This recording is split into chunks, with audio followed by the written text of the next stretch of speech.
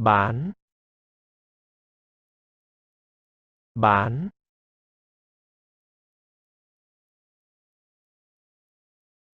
mua, mua,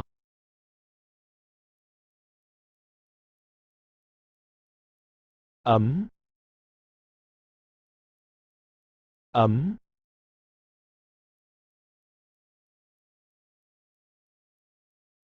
lạnh,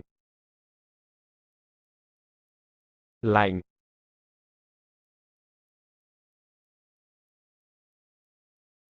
nhanh, nhanh,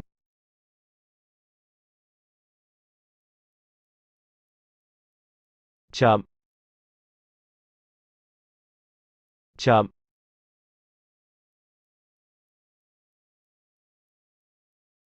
khó khăn, khó khăn,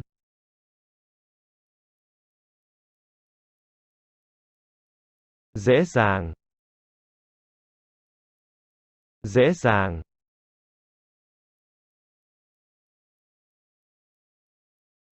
kết nối,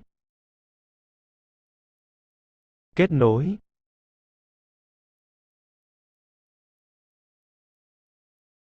mất kết nối,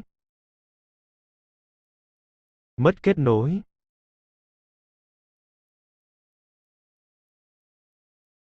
hợp pháp,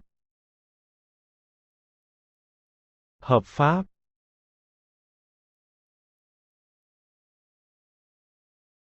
bất hợp pháp, bất hợp pháp,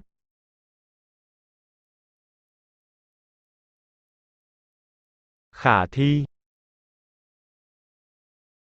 khả thi,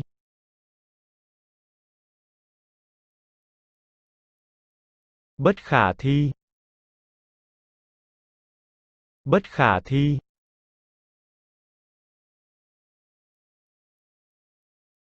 trực tiếp, trực tiếp,